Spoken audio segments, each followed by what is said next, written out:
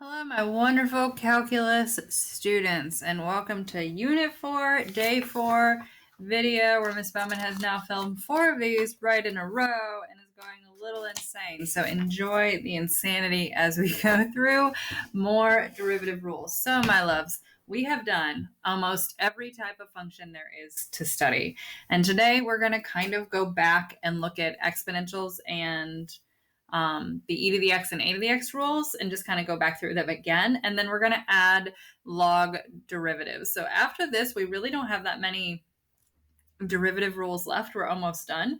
But we're going to go through today and just kind of talk about the exponentials again, go back to them since we haven't done that since day one, and then also add to it logarithmic functions and then an application of log functions that'll kind of help us with taking derivatives. So if we were, let's just do some, since we're going to be talking about logs, I thought it'd be beneficial to just do a little math for review and just kind of remember our log properties because they're going to be coming into play a little bit today, and I just want to make sure that you're familiar with them. So pause me for a second and try these two problems. Simplify the following. Okay, welcome back. So if you simplified these, this is saying what power would I need to raise e to get e to the tan x? Well, the exponent I need to raise e to get e to the tan x would be tan x. Okay, so just a little reminder that ln and e kind of cancel each other out, or you can think about this, there is the power rule where you could bring tan x in the front, and then you're just left with ln of e, and the ln of e is 1, which just leaves us with tan x. Okay, so however you want to think about it. If I were to simplify or condense this, the first step I would do is bring these up to be exponents. I like to make things have parentheses though. Okay, now the next thing I would do is look, if I see this subtraction, I can condense this into division. So this would be ln of x cubed over 3x. And then that times, because it's addition, 12x squared. So if I simplify that, I end up getting 12x to the 5th over 3x, which would just simplify into ln of 4x to the 4th. And that would be condensed into a single logarithm, and all is well with the world. Okay. Now, just for your fun notes, we've been talking about E, okay, and what E is. Now, some definitions of E. E is the natural base. It's Euler's discovery. It's 2.718, and so on and so forth. Okay, it comes from the idea that if we limit this expression to infinity, the answer will be that 2.718 decimal. It's E. It also has the property that the limit of e to the h minus 1 over h is 1. It also is the infinite sum of 1 over n factorial. So all these just weird definitions of E I thought I would throw at you just for fun. Okay, so let's review. If you remember, the derivative of e to the x is e to the x. Okay, so if I want to find the derivative of e to the x cubed, let's look at this function. This is a composition of two functions. There has been a function plugged into a function here. Now, if I were to think about the inside function, and I'm going to do a u substitution for this, the inside function, the function that was plugged in was x cubed. X cubed was plugged into e to the x. So if I do u equals x cubed, then I can find du dx, which would just be 3x squared. And I can find if I have y equals e to the u, then dy du is just e to the u. So dy dx is just e to the u times 3x squared, which is just e to the x cubed times 3x squared. So now that we've done chain rule, it's helpful for us to kind of chain rule-ify all of our previous rules. And so before we said the derivative of e to the x was e to the x, I'm going to take e to the x and generalize it to make it work for the chain rule situations and just tell you the derivative of e to the u is e to the u times du. So this is just a chain rule version of the rule that we've done before. It's just kind of helpful for us because it just automatically kind of puts it in a chain rule friendly form, since 90% of the functions we're going to be taking derivative of are going to be chain rules from here on out. Okay. Now, if you remember, the derivative of a to the x was a to the x times ln of a. Okay, so we're going to prove this derivative finally, after I told you to memorize it all those months ago, actually just 4 lessons ago.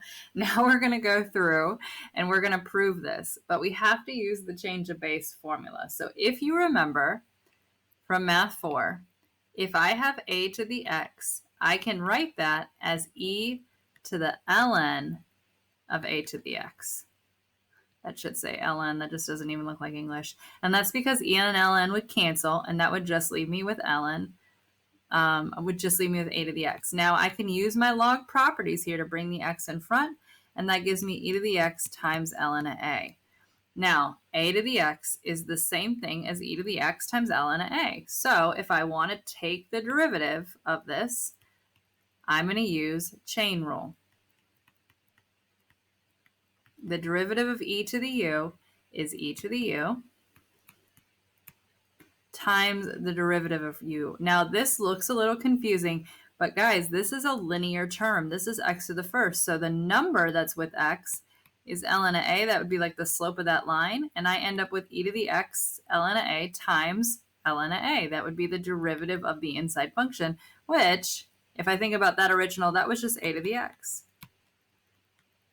Okay, so that would be my derivative. Now, if I want to write this rule in a chain rule friendly format, I would say the derivative of a to the u, where u is some function of x, is a to the u times ln of a times du. So whatever the derivative of u is, that's what would go there. Okay, so let's just highlight that in a really fun color.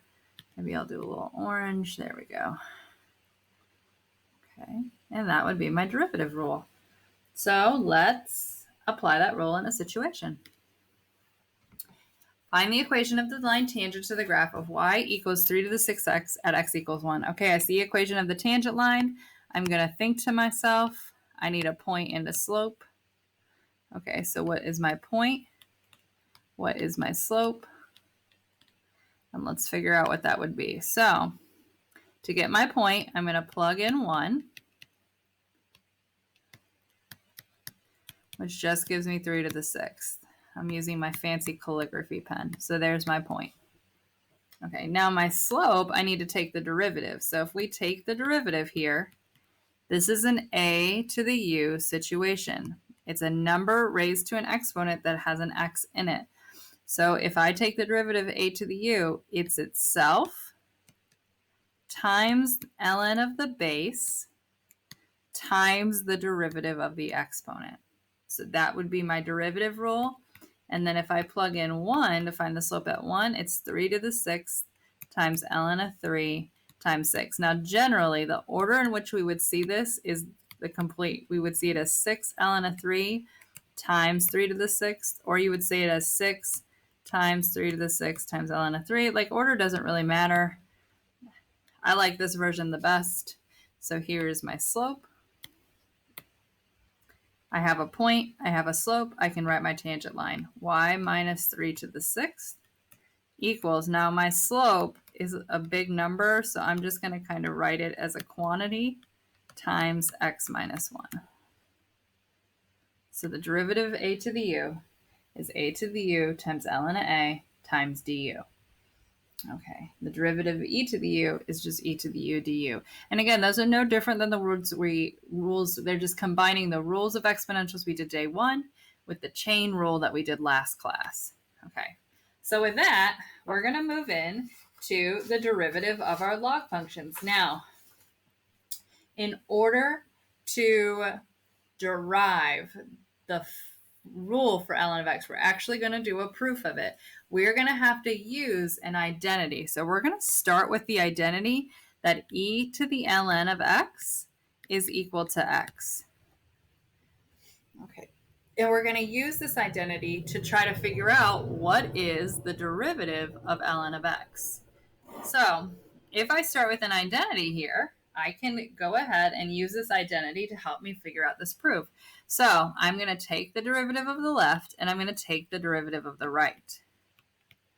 So I'm taking the derivative of the left function. If that's true, if these two equations are the same, then that should be equal to the derivative of the other function. Same function, same derivatives. So now the derivative of x is just 1. We know that. The derivative of e to the ln of x. Now, for this one, I'm going to have to use chain rule. So the derivative of e to the u is e to the u times du. Now, I don't know what the derivative of ln of x is, team. That is the whole point of this. So I know I would have to multiply it by whatever the derivative of ln of x is, which I don't know it. So I'm just going to write it as an expression, derivative of ln of x. Now, if this is what I'm trying to figure out, I know whatever e to the ln of x is times whatever the derivative of ln of x is has to equal 1. So that tells me the derivative of ln of x has to equal the reciprocal of e to the ln of x. Now, so that is my derivative rule, but I could simplify that because e to the ln of x is just 1 over x. Holy moly. The derivative, team, of ln of x is 1 over x. Huh. Well, that's not so bad. Okay, now, to make this chain rule friendly, let's write it as a chain rule form. So the chain rule form would be the derivative of ln of u. Now to chain rulify, I'm using that as a verb here, I would just turn x into any function of x called u, would just be 1 over u times whatever du dx is. Okay, so that would be your derivative rule. So let's highlight that in an annoying color. Well, that's just not even like a good, let's try that. There we go. Okay, looking a little like the Celtics over here. I don't know what else is green and yellow in colors. Okay, so there's your 17 millionth derivative rule. So let's practice it. Find the derivative of y equals ln of 3x squared. So this is already chain rule, but because I chain rulified it, I know the derivative of ln of u is 1 over u times du. In this case, the 3x squared is my u. So dy dx here would be 1 over 3x squared times the derivative of 3x squared, which would be 6x. And if I simplify that, I end up with 6x over 3x squared, which is just 2 over x. Okay, now some people are like, Ms. Bowman, isn't it just going to be du over u? Yes, absolutely. I'm just trying to keep in mind and remind you that chain rule is just the product of two different rates, which is why it's that, but it'll always simplify into du over u. Okay, now log properties are like a big, like fun thing. And so log properties a lot of times can help us here. I could have expanded this. I just want to take you on a little journey that you would never do on your own. But what I might do is I might say, okay, ln of 3x squared is just ln of 3 plus ln of x squared, which is the same thing as ln of 3 plus 2 ln of x. Now, why might I do that? Because now if I take the derivative here, it's a lot easier. Ln of 3 is a constant. Its derivative is 0. 2 is a coefficient. I'm just going to bring it down. And the derivative of ln of x is just 1 over x. So I end up just getting 2 over x, which is what I got when I did it the other way. You should be able to get the same expression both ways.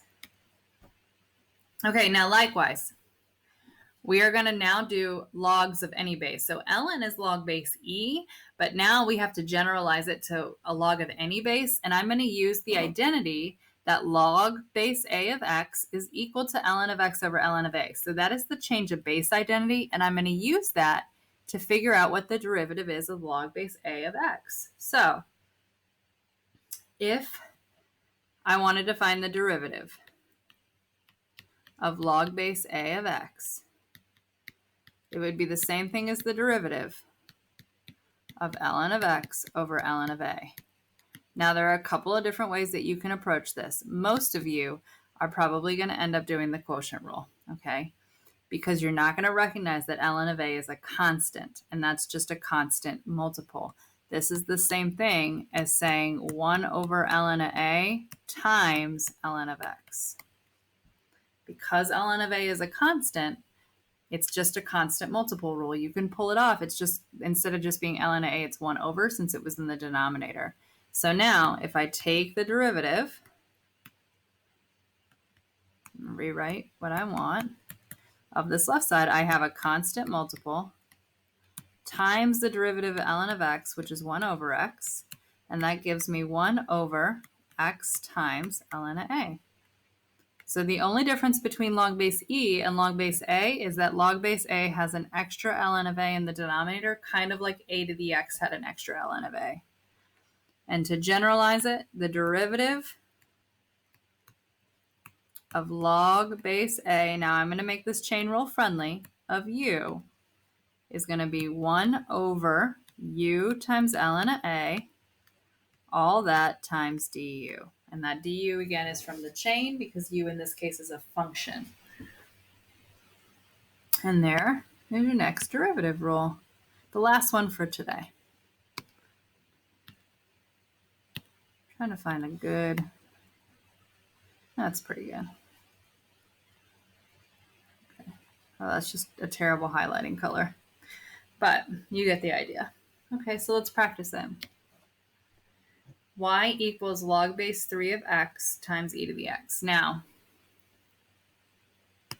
there's a couple of different ways you can do that. I want you to pause me and try it, and then you can unpause me, and I'll go over it. I'm going to show you 2 different ways to do it. So my first way is just to use my rule. In this case, this is like my u in here. I'm going to do it in a different color than black. So if I'm going to find the derivative, it's going to be 1 over u, which is x e to the x, times ln of a, which would be ln of 3, times the derivative. Now this, my loves, is an x and an e to the x next to each other. This is a product rule. So it's going to be first u dv plus v du. And so I end up with x e to the x plus e to the x over x e to the x times ln of 3. And then what I might do is I can see here that there's an e to the x that they have in common. I'm going to in the numerator, I'm going to factor it out. And then I can see those e to the x's would cancel, and that leaves me with x plus 1 over x times ln of 3. And that would be my derivative. Now a second way to do it is to use log properties. I'm going to expand this to be log base 3 of x plus log base 3 of e to the x. So now this one gives me 1 over u, which is x, times ln of 3, plus this one is 1 over u is e to the x times ln of 3 times the derivative of e to the x, which would be e to the x. Now if I look at that, I get 1 over x ln of 3 plus 1 over ln of 3. And then that would be my answer. Now if I get a common denominator, I end up with 1 plus x over x ln of 3, which is the same thing I got with using the product rule. Okay, so same thing, just a different way of going about it. Pick the way that makes the most sense for you. Okay, so here's what I want you to do. Try these 4. So pause me and try these 4, and then we'll go through the answer together.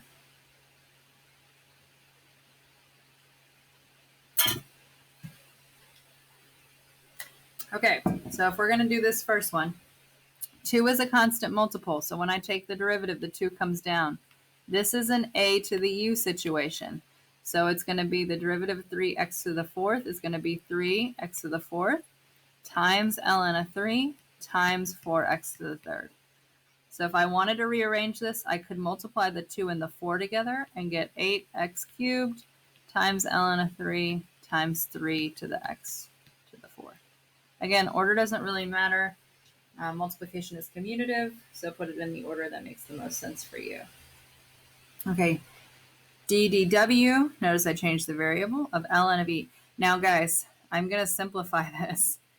This is the same thing as just w squared, which would give me 2w as my answer. Now you're like, oh man, I did it the long way. That's okay. It's just going to be 1 over e to the w squared times the derivative of e to the w squared is going to be e to the w squared times 2w. So this was a 2 chains. You can see that those e's cancel, and that leaves me with 2w. Okay. All right, now a little reminder here, this log doesn't have a base, which means it's base 10. So when I take the derivative here, it's going to be 1 over x to the 4th plus 3x. I have to quantify that, okay? If I don't, then I'm going to get a mistake, because then it's times ln of 10, and ln of 10 has to be multiplied by the whole thing, not just the 3x. And when you don't put that in parentheses, you're changing the order of operations. Times 4x cubed plus 3. So it'll just be 4x cubed plus 3 over x to the 4th plus 3x times ln of 10. All right, let's try the last one here.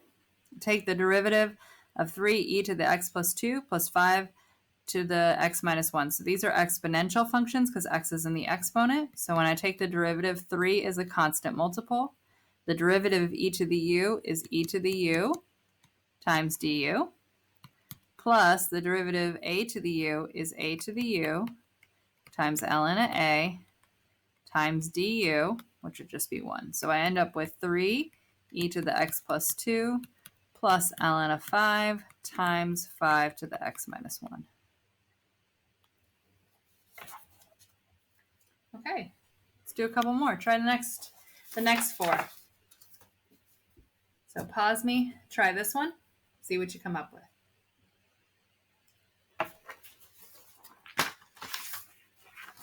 Okay, so for this first one, if I'm going to take the derivative here, you just have to pay attention to what's exponential and what's polynomial. X squared is polynomial, its derivative is 2x.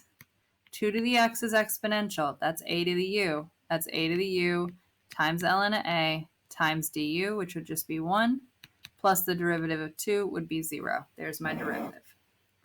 Kind of looks like I did a happy face. All right, let's try this one. Now, the way it's written, you could do this as a quotient rule. Because 3 is a constant multiple, I'm going to bring this 5x up and make it 5 to the negative x. Anytime I can avoid using low d high minus high d low over low low, I do, if it works for you. Now, if you do the quotient rule, are you going to get the same thing?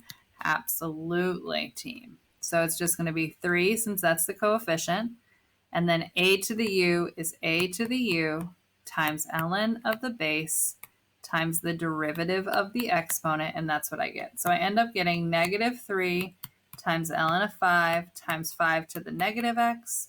And if you want to clean that up, that's just going to be negative 3 times ln of 5 over 5 to the x.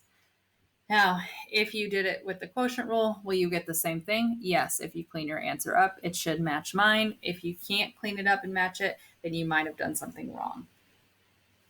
Okay, let's look at the next one. Exponential or polynomial? Exponential. So the derivative e to the u is e to the u times the derivative of u, which would just be 2 plus. Now this one, exponential or polynomial, this one is polynomial. The x is the base, 2e is a number, so I'm going to use the power rule for this one. So 2e times x to the 2e minus 1. So knowing when things are polynomial and when things are exponential is a big part of this one. Now d, if you do this as written, it will be fine, okay? But when you take the derivative of the inside, you do have a quotient rule. I am going to use my log properties here. If I have the ln of a quotient, that's the same thing as the ln of the numerator minus the ln of the denominator. So I am going to split this up using subtraction, and now I'm going to find the derivative of each piece. So the derivative of ln of u is 1 over u times du, which the derivative of 1 is 0, the derivative of e to the x is e to the x, minus 1 over u times the derivative of u, which would just be 0 minus e to the x. And so what I end up with getting is I end up with e to the x over 1 plus e to the x, and then plus, since I have these negatives here, e to the x over 1 minus e to the x. And that would be my derivative. And those are the exponential and log rules. So now all we have left are just like a few more rules, and then we're done with like every type of function we'll do in AB. There is one application that I wanted to show you, and that happens with something like this example. dy dx equal, find dy dx for y equals x to the cosine x. This is not polynomial. Okay, it's also not exponential. So neither of those rules apply. Polynomial has to have x to a number, and exponential has to have a number to x. Okay, either way, there has to be a constant involved. Here we have an x raised to an x, a function raised to a function. There is no rule for a situation like this. So if that's the case, what we want to do is we want to figure out how to, another strategy to find the derivative here. And what we're going to do is a technique called logarithmic differentiation. It's a special way to find derivatives of functions where we have a variable base and a variable exponent, and it comes from using log properties. So if I start with the function here, what I'm going to do is I'm going to take the log of both sides. It's legal as long as you do it to both. Okay. Now, why would I do that? Because now I can bring this down.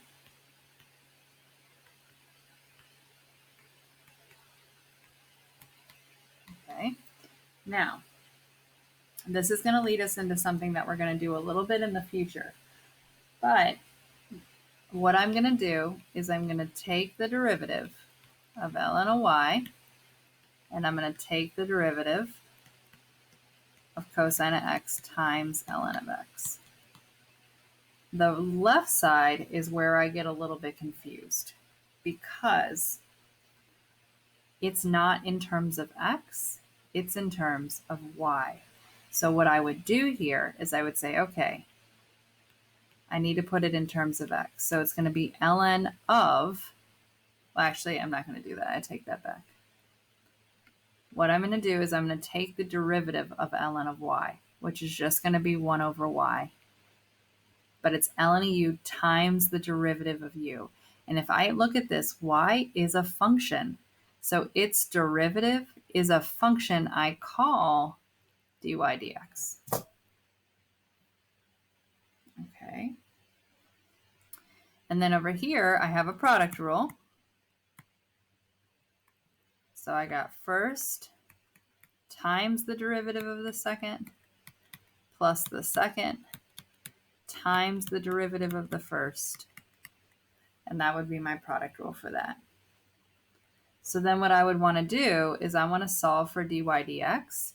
So that gives me dy dx equals y times cosine of x over x minus ln of x times sine x. And since I want it in terms of x, my last step would just be to replace the y back. And if you don't fully understand this one, that's totally fine. We'll come back to it in a couple of days. But y was just x. That was a y itself was just x to the cosine x, and then I have my derivative. And then just kind of reflect for a second on what we just did. That is the craziest thing we've ever done in your history of mathematics. So be proud if you followed any of that. But again, logarithmic differentiation is something we'll practice a little bit as we go along. And that is all we got for this lesson. Thanks, team.